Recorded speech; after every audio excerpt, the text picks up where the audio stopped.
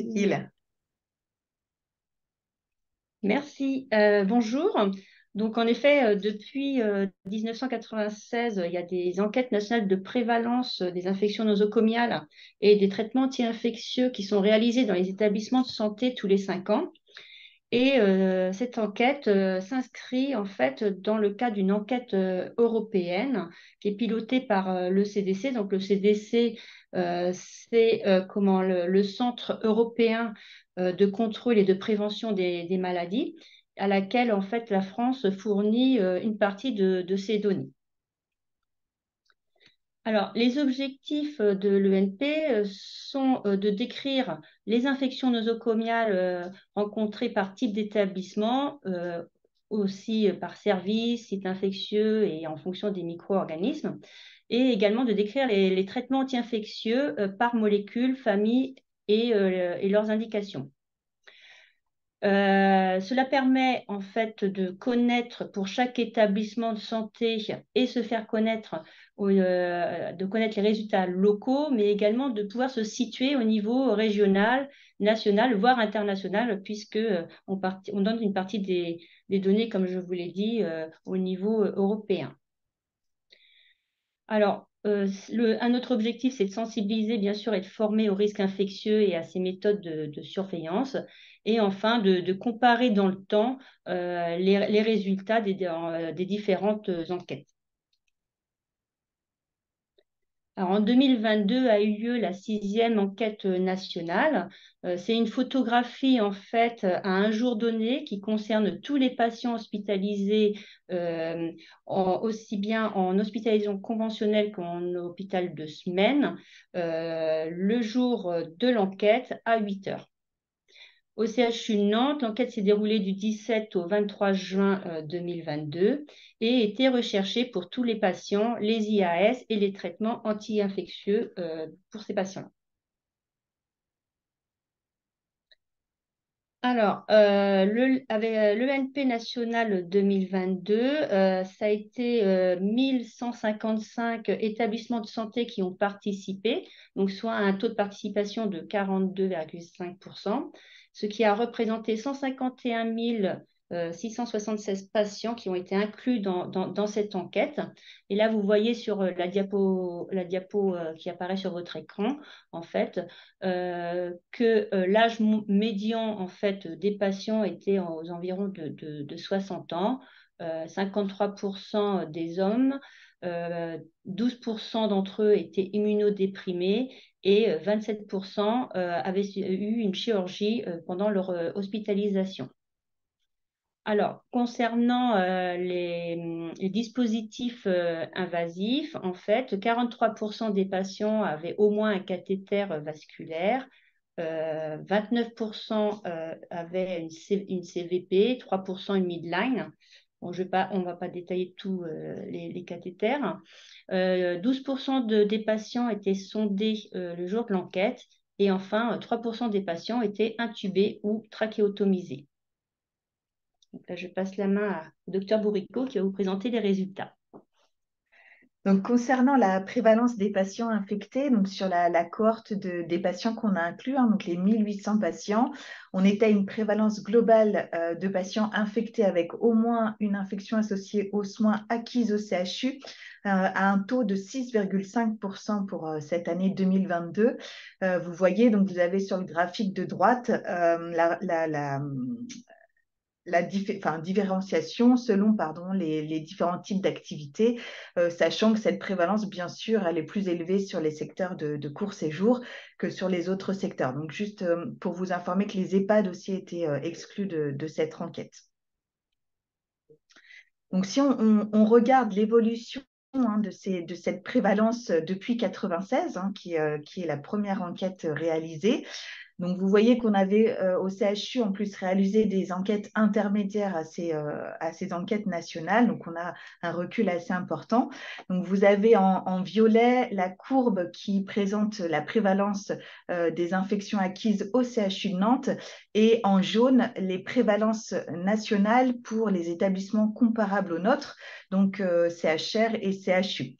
Donc, vous voyez qu'on a eu une diminution importante, on va dire, de la prévalence de ces patients infectés entre 2001 et 2012, et puis que depuis 2012, on augmente légèrement cette prévalence et que cette même tendance est observée au niveau national. Alors peut-être à noter que entre 2017 et 2022, on a probablement une augmentation liée notamment aux Covid nosocomiaux et que, en tout cas pour la prévalence nationale, quand on exclut les Covid nosocomiaux entre ceux de 2022, on n'a finalement pas d'augmentation significative de la prévalence des patients infectés entre 2017 et 2022. Et au CHU, si on exclut les Covid nosocomiaux au cours de cette enquête, on est à 6,1%, donc un taux un petit peu moins important. Vous avez ici la cartographie de France qui reprend les prévalences par région. Donc ça, c'est cette photo est reprise des résultats édités par Santé publique France. Vous voyez que sur la région des Pays de la Loire, on est finalement à un taux qui est relativement bas par rapport à certaines régions, hein, notamment aux régions de l'Est. Malgré tout, attention sur ces comparaisons, puisqu'en fait, il faudrait, ce qui n'est pas le cas dans le document, mais stratifier probablement les résultats par type d'établissement. Vous savez que les CHR, CHU ont probablement les taux les plus élevés, ainsi que les CRLC. Si on regarde maintenant les infections associées aux soins, donc qu'on retrouve les plus fréquemment au CHU, donc sur la prévalence, on était à 6,9% en 2022, donc un taux un tout petit peu plus élevé que la prévalence des patients infectés, principalement lié au fait qu'on peut avoir plusieurs infections chez un même patient. Et donc, si on regarde, on va dire, les trois premiers sites infectieux retrouvés sur les infections associées aux soins en 2022, donc on a le site opératoire pour le CHU, les pneumonies et puis les infections urinaires. Donc, vous avez en gris sur ce graphique les infections acquises au CHU et en violet les infections importées d'un autre établissement. On observe malgré tout cette même répartition. On est à 20% si on prend que les infections acquises au CHU pour le site opératoire, 18% pour les pneumonies et 14% pour les infections urinaires.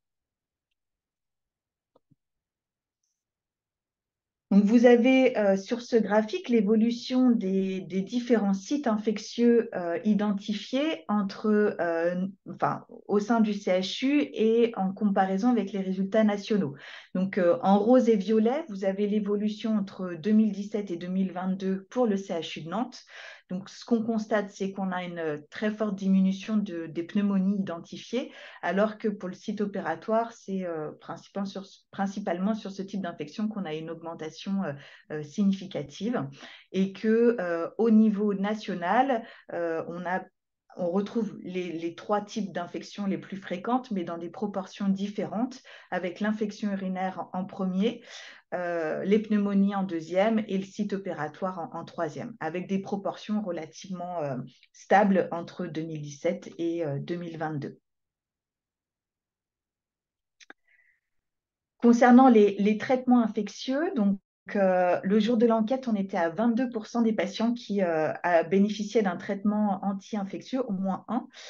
Vous voyez à droite le nombre de molécules qui étaient prescrites. Donc 13% des patients étaient traités par monothérapie, 6% par bithérapie et à une moindre mesure par trithérapie ou à plus de 3 anti-infectieux.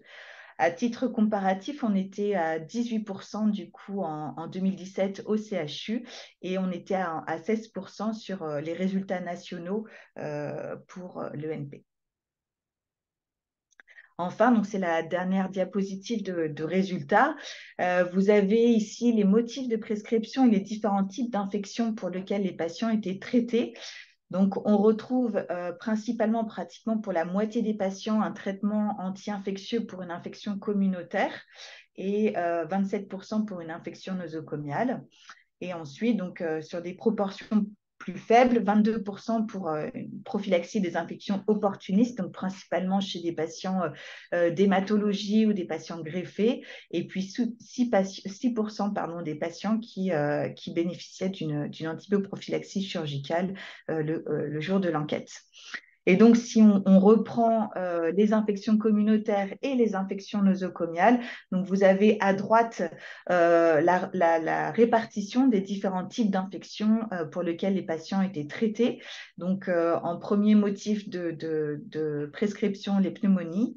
On retrouvait ensuite pour 16% des patients des arthrites septiques, 9% pour des infections de la peau et des tissus mous, et puis 8% pour des bactériémies ou pour des infections urinaires. Bon, il y a aussi d'autres motifs, hein, mais qu'on n'a pas présentés ici. Donc, que faut-il retenir de cette enquête de prévalence qui a été réalisée en juin l'année dernière? Donc, juin, c'est principalement lié au fait qu'on est en dehors des épidémies hivernales. Donc, vous voyez qu'on a une cohorte relativement importante, 1800 patients inclus à peu près. Comme l'a dit Christelle tout à l'heure, c'est quand même pratiquement un patient sur deux qui est porteur d'un cathéter vasculaire au moment de cette enquête. Un petit peu plus important, parce que vous voyez qu'on était à 34% en 2017 sur les chiffres du CHU.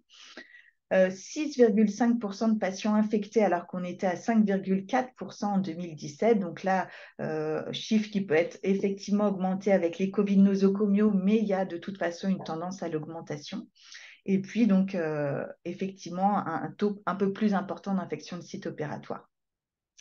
Donc, on tient à souligner, à remercier bien sûr tous les services qui ont très largement contribué à la bonne réalisation de l'enquête, puisque beaucoup d'entre eux avaient pré-rempli en fait les fiches en amont de notre venue.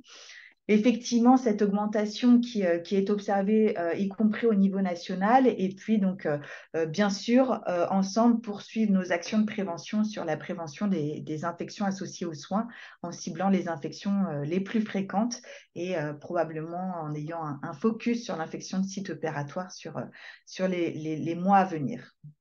Nous vous remercions et puis restons disponibles pour vos questions.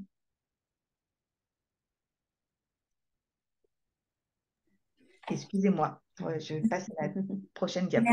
Merci beaucoup Céline et Madame Bidon pour cette présentation très intéressante et très synthétique sur les résultats de cette dernière enquête nationale de prévalence. Je prendrai quelques minutes après pour vous présenter les prochaines séances. Est-ce qu'il y a des questions? Est-ce que certains des participants ont des questions à poser? C'est le moment.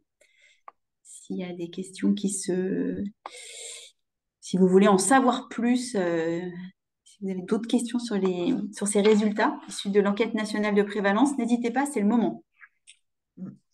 Alors, je vois que la DQRE a levé la main. Oui, bonjour. Oui, excusez-moi, je vous ai coupé le son, mais je vous le remets tout de suite. Non, et en fait, ça ne marche pas. Alors, C'est bon. voilà, c'est bon, c'est bon. Oui, c'est Marie Méhu et toute l'équipe de la direction qualité. Merci beaucoup, docteur et puis Madame Bidon, pour cette présentation. C'est vraiment très, très intéressant. J'aurais voulu savoir si vous aviez le détail des résultats finement au CHU par pôle ou par service, avec une comparaison éventuellement avec 2019 pour qu'on puisse se saisir en proximité des chiffres ou c'est pas possible à ce stade? Alors, par PHU, on peut le faire, effectivement. Du coup, là, on ne l'a pas présenté en détail parce que c'était pas forcément le lieu. Mais on peut bien sûr éditer les résultats par PHU. Et est-ce que vous avez des éléments d'explication de l'augmentation du nombre d'infections de sites opératoires? Pas spécialement. J'avoue que non, on n'a pas vraiment d'explication. Alors après, les enquêtes de prévalence, c'est vrai qu'on n'a pas reprécisé, mais c'est un moment donné, donc ça a le mérite d'exister, mais c'est vrai que c'est quand même moins fiable qu'une surveillance continue. Il est vrai que si on était peut-être passé 15 jours après, on aurait peut-être eu des résultats aussi légèrement différents. Bon, là, clairement, on n'a pas d'explication sur cette augmentation, sur ce type d'infection. D'accord, merci. Bon, j'arrête de monopoliser la parole. Et juste pour rebondir là sur la question de Madame Méhu, sur les explications de l'augmentation là, du nombre d'infections du site opératoire, est-ce que ça, c'est cohérent avec les résultats de surveillance que vous avez, vous, au fil de l'eau des infections du site opératoire? C'est quelque chose que vous constatez, en fait, cette augmentation progressive ou pas du tout, du coup, et c'est juste un effet de date ou de aléatoire de... Mm. Alors en fait, sur les infections de site opératoire, on a au CHU, on a une surveillance active uniquement sur les deux chirurgies propres que sont la chirurgie cardiaque adulte et la chirurgie orthopédique pour lequel on suit sur les infections sur PTH, PTG. Donc effectivement, sur la chirurgie cardiaque, on a une augmentation depuis quelques années des cas de médiastinite. Après, sur la chirurgie orthopédique, on n'a pas une augmentation significative. Donc, voilà. Donc, sur ces deux types de surveillance, voilà, c'est quelque chose qu'on n'observe pas spécifiquement. Après, on n'a pas une vision globale de l'ensemble des chirurgies sur le CHU. Et là, notamment, si on reprend sur ces cas d'infection de site opératoire, il y avait de la chirurgie digestive, par exemple, voilà, pour lequel on n'a pas de taux de surveillance. Euh, voilà, des spécialités pardon, impactées pour lesquelles on n'a pas de résultats locaux. Ok, merci. J'avais une question. Vous m'entendez? Ouais. Oui, Oui, Très bien. Du coup, par rapport au secteur sur lequel il y a des augmentations d'infections, alors on parle des sites opératoires là, est-ce que pour le coup vous affinez plus loin ou est-ce que les secteurs ont envie d'affiner pour aller faire de l'analyse de pratique sur la préparation du site ou sur leurs pratiques qui pourraient être la cause d'infections plus importantes? Est-ce que du coup ils questionnent leurs pratiques ou est-ce que c'est des choses qui sont programmées? alors à partir de l'enquête de prévalence, ce n'est pas une démarche qu'on a eue pour l'instant, mais effectivement, ça serait probablement à adopter, sachant qu'en général, quand on re-questionne les pratiques, c'est que soit ça part de cas groupés d'infections, donc ça arrive régulièrement, mais ça part pas forcément de ces résultats d'enquête transversale. D'accord. Merci. Est-ce qu'il y a d'autres questions parmi les participants? Est-ce que certains d'entre vous ont d'autres questions à poser à nos deux intervenantes du jour? Voilà, je vais peut-être poser une question, éventuellement ça lancera peut-être, ça nous permettra de poursuivre l'échange. Moi, j'avais une petite question concernant la méthodologie de cette enquête de prévalence. J'aurais bien voulu savoir combien ça mobilise, enfin combien vous avez mobilisé de correspondants hygiène et en fait quelle a été leur mission en fait dans le cadre de cette enquête de prévalence. alors, ça mobilise beaucoup de gens, en fait. Déjà, ça mobilise toute l'équipe de l'UGRI parce qu'en fait, il faut, comme je vous l'expliquais, et comme disait Dr Bourrigo, c'est une photographie à un moment donné. Donc, par contre, il est clair qu'on n'arrive pas à faire cette cartographie pour un jour. On est obligé quand même de l'étaler sur plusieurs jours. Donc, c'est pour ça que je vous ai dit qu'en fait, ça a eu lieu sur 4 ou 5 jours.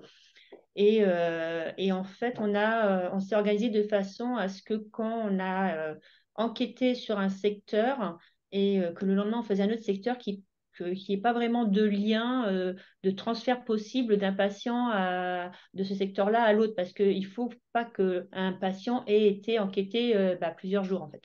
Donc, c'est vrai que c'est toute une organisation à mettre en place. On s'est appuyé avec les relais dans les terrains avec nos correspondants en hygiène pour remplir les questionnaires, pour étudier les dossiers avec nous, avec l'encadrement également, et les médecins référents des unités. Voilà. Ça ne peut pas se faire de toute façon sans eux parce que nous, enfin, une petite équipe, on ne peut pas être dans toutes les unités au même moment, au même jour. Donc, on passait en amont pour briefer, pour présenter en quoi qu'est-ce qu'ils allaient devoir remplir, expliquer la grille de remplissage, Voilà. Et puis, on accompagnait évidemment pendant toute cette semaine les unités. On repassait après. On récupérait toutes ces données parce qu'il faut savoir que ça se fait sur papier. Et ensuite, nous, ça nous demande de traiter chaque enquête par patient, de vérifier ce qui a été rempli, la cohérence. Quand on avait un doute, de vérifier dans les dossiers patients, voilà, par rapport au dispositif, au traitement anti-infectieux. Et puis ensuite, de tout renseigner sur le logiciel. Voilà. Donc, c'est vrai que c'est un travail conséquent. Donc, pour l'équipe de l'UGRI, c'est une mobilisation là sur plusieurs semaines en fait. L'équipe est entièrement mobilisée en amont. Oui, et excusez-moi, Et j'ai quand même oublié un partenaire important, c'est que la qualité aussi nous aide. Pardon à Madame Néhu et son équipe, mais oui, on est aussi aidé par voilà, la direction de la qualité à renseigner ces documents, à les remplir après dans le logiciel. Et au final, juste pour avoir une idée, vous mobilisez quel pool de correspondants hygiène? C'est une vingtaine de correspondants, c'est 50, 100? Enfin, c'est juste pour avoir un ordre de grandeur, parce que je me dis, enfin, nous, sur certaines évaluations, on voit bien que c'est ce qui est compliqué, c'est d'avoir aussi des professionnels qui peuvent participer aux évaluations, aux audits, etc. Là, vous avez un pool en fait privilégié d'interlocuteurs qui vous aident sur ce genre d'enquête. C'est ce qui est génial. Oui. Alors après, nominativement, on ne peut pas te dire précisément, mais tu vois, on a 105 UF du coup dans lesquels on est passé. Donc en fait, pour chacune de ces UF, il y avait tout le temps un correspondant paramédical et un médecin référent. Donc les gens ont vraiment joué le jeu. Parce que c'est vraiment ce binôme qui a pré-rempli toutes les fiches. Nous, on passait, on récupérait, on validait, quoi. Donc ça a été un travail en amont qui a été très conséquent pour les unités. Ok, merci beaucoup de cet éclairage, mais c'est vrai que c'est une aide considérable. Il y a une question dans le chat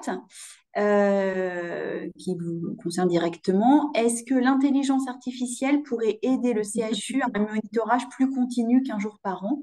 Y a-t-il des projets en ce sens à l'initiative de l'UGRI? C'est une très très bonne question. Ce serait super parce que non mais je pense que ces surveillances, je crois que la surveillance est un réel outil en fait pour la prévention des infections associées aux soins parce qu'on part de ce constat pour développer des mesures de prévention. Malheureusement, on est encore beaucoup en papier et je trouverais très intéressant que l'intelligence artificielle puisse être développée pour favoriser les surveillances des ISO, oui, le recueil, enfin, ou même de recouper. En fait, on saisit tout dans les dossiers patients.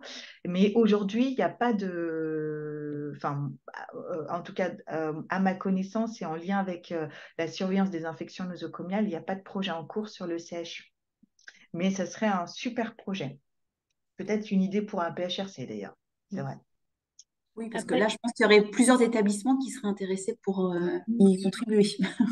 Complètement. Après, j'ai envie de dire, des fois, il faut quand même avoir le regard médical entre la prescription de l'anti-infectieux et la corrélation avec ou pas une infection associée aux soins, par exemple.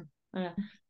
Je ne sais pas si ça peut être fait avec l'IAS, mais il pourrait y avoir en tous les cas un très... Il peut y avoir un premier niveau, en fait, Voilà, qui est géré par l'intelligence artificielle et qu'après, il y a un plus petit nombre, en fait, de dossiers à revoir. Mais c'est déjà une présélection, on va dire. Exactement. En fait, on avait développé il y a quelque temps une surveillance semi-automatisée où on partait des résultats bactériaux en fait pour la surveillance des infections de sites opératoires. Mais c'est vrai qu'on le faisait pour toutes les disciplines chirurgicales et on partait des prélèvements bactériaux pour cibler du coup les patients qui nous semblaient à risque. Et après, nous, on allait effectivement investiguer les dossiers donc pour un nombre plus restreint et valider ou pas l'infection. Mais bon, j'imagine que là, il y a des méthodes possibles, beaucoup plus poussées aujourd'hui, quoi. Et qui mériteraient probablement d'être... qui pourrait vous aider grandement dans vos études. Est-ce qu'il y a d'autres questions parmi les participants? Je pense que dans le chat, il n'y avait pas d'autres questions.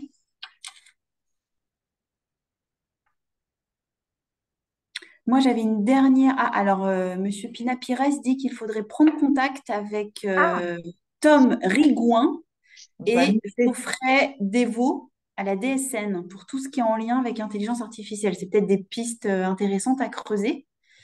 Merci beaucoup. Est-ce que vous voulez que je vous épelle les noms ou pas? Non, je sais pas, Christelle est-ce que est vous en, voyez? Vous les avez? Oui, Christelle est en, on va, ouais. Oui. Christelle est en train de noter. Merci Alors, beaucoup. ça peut peut-être être une piste à Ouais, exploiter à carrément. l'avenir.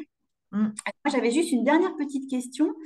Comme il s'agit d'une enquête nationale, est-ce que derrière la DGOS, enfin, au ministère de la Santé, s'empare des résultats et propose un plan d'action national ou des grandes orientations nationales en termes de prévention des infections nosocomiales?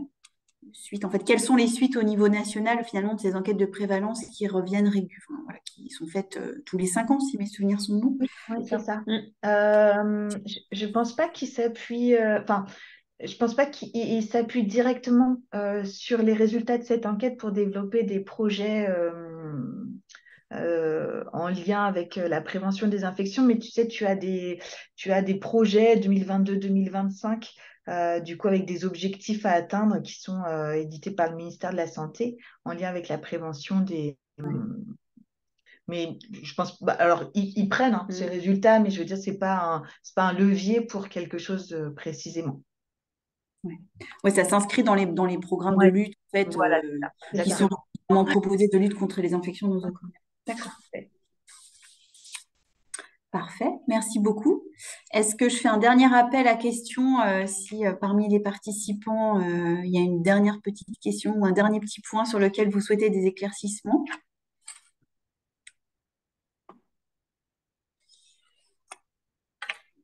En attendant, si jamais il y avait une dernière question, je prends 2 minutes juste pour vous présenter, dire 2 mots sur le programme des prochaines visios.